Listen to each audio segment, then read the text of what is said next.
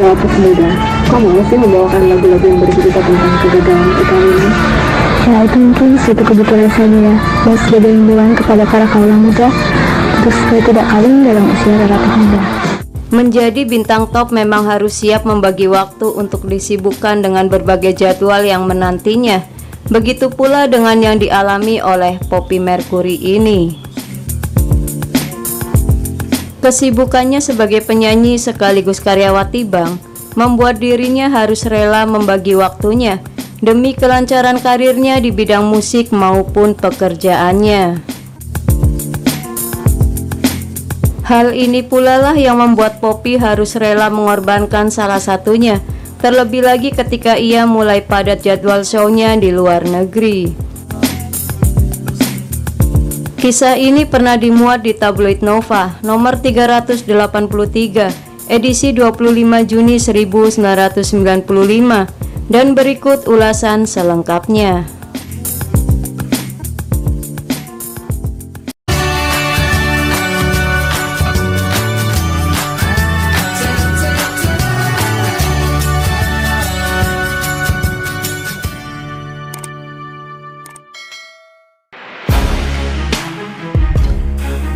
Segmen pertama, Poppy Mercury mengundurkan diri dari tempat ia bekerja. Poppy mengaku kalau sudah sibuk nyanyi sering lupa berhenti, maka itu sakitnya susul menyusul. Mungkin tutur Poppy sambil tertawa. Karena nyanyi sudah menjadi bagian dari hidup saya, wajar saja bila saya selalu rindu tampil di hadapan penggemar, meski badan lagi tidak fit. Ini ditambah pula dengan ketidakdisiplinan Poppy dalam mengatur waktu. Seperti yang diakuinya sendiri, gara-gara tak bisa mengatur waktu pula, Poppy akhirnya mengundurkan diri dari pekerjaannya sebagai sekretaris direksi pada sebuah bank di Bandung.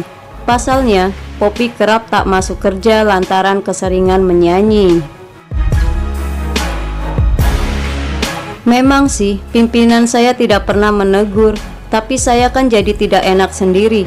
Masa sudah terima gaji kerjanya tidak beres, tutur Poppy. Sebetulnya, Poppy juga agak menyesal harus meninggalkan pekerjaan yang telah digelutinya beberapa tahun ini, seperti penuturannya ini. Saya kepingin pekerjaan kantor dan nyanyi bisa seiring sejalan. Sayangnya, kalau itu diteruskan nanti malah tidak ada satupun yang jadi beneran, makanya harus direlakan salah satunya. Di samping itu, saya juga punya waktu lebih untuk istirahat. Buat apa capek-capek ngumpulin uang kalau badan sakit-sakitan? Pokoknya, saya tidak mau serakah, apalagi sampai diperbudak oleh materi, sambung Poppy. Itu pula sebabnya Poppy mengaku suka heran melihat ada orang yang mampu menjalankan banyak pekerjaan yang berbeda sekaligus. Sebab pengalaman saya jangankan dua bidang, untuk satu macam pekerjaan saja terkadang kita sudah kewalahan. Apalagi kalau orangnya tidak bisa disiplin seperti saya, tuturnya serius. Segmen kedua, Poppy Mercury rindu akan kampung halaman ketika ia menjalani show di Malaysia. 6 album dan 6 single telah diluncurkan oleh Poppy yang bernama asli Poppy Yusfidawati ini. Nama Mercury saya comot dari nama Freddie Mercury, vokalisnya kelompok Queen. Habis, waktu itu saya ikut band yang spesial menyanyikan lagu-lagunya Queen. Nah, daripada bingung cari nama panggung, saya pinjam nama Mercury, kenang Poppy. Nama berubah ternyata juga membawa berkah baginya. Selain laku di Indonesia, Poppy juga punya banyak penggemar di Malaysia. Buktinya, kaset Poppy cukup laku di Malaysia. Bahkan pekan lalu, ia diminta tampil dalam acara musik-musik di TV3 Malaysia secara live. Ini kan berkat kerja keras produser dalam upayanya memasarkan album saya. ujarnya merendah.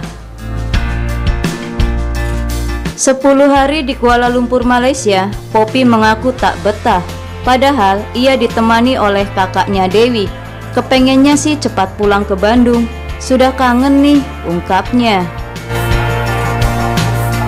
Sang kakak sengaja diajak agar ada teman ngobrol. Lagi pula kalau saya pergi sendirian, nanti bisa ada tudingan yang bukan-bukan, katanya lagi. Kerinduan Poppy terhadap kampung halaman tetap tak bisa ditepis, meski banyak yang ia lakukan di Kuala Lumpur, Malaysia. Tiap hari ada saja acara saya, dari wawancara sama wartawan, jumpa fans, rekaman atau nyanyi di TV. Tapi kepengennya kok pulang aja ya, tutur Poppy. Bila tidak ada kegiatan, Poppy memilih mengisi waktunya dengan berjalan-jalan. Daripada saya mati menahan rindu dengan kampung halaman, gelaknya sambil tertawa. Sambil jalan-jalan itu pula lah, ia suka iseng melongok toko kaset. Dari situlah ia tahu publik Malaysia menyukai penampilannya. Terbukti kaset-kaset saya laris di sini, tuturnya bangga. Segmen ketiga soal jodoh Poppy Mercury di Malaysia. Bukan cuma sekali ini Poppy pergi ke Malaysia. Ini kali keempat saya ke sini, tuturnya.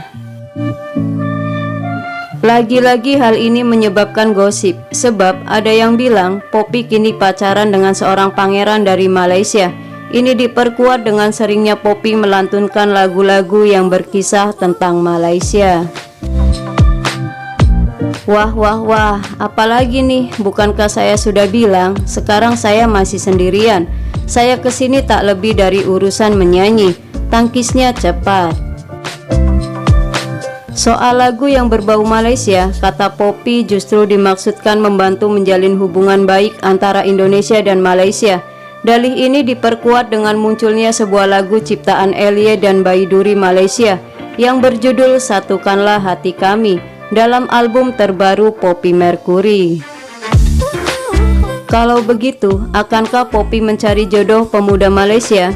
Ia tak mengiyakan maupun menyangkal. Jodoh itu ada di tangan Tuhan. Kalau memang Dia menghendaki saya bersuamikan orang Malaysia, apa iya saya bisa menghindari? Sahut Poppy diplomatis. Satu hal yang pasti, pertengahan September nanti Poppy merencanakan kembali ke Malaysia. Kali ini ia tak menyebut apa keperluannya. Semoga ulasan tentang Poppy Mercury ini menambah informasi dan selalu bermanfaat. Lebih banyak tahu lebih banyak. Terima kasih dan sampai jumpa kembali.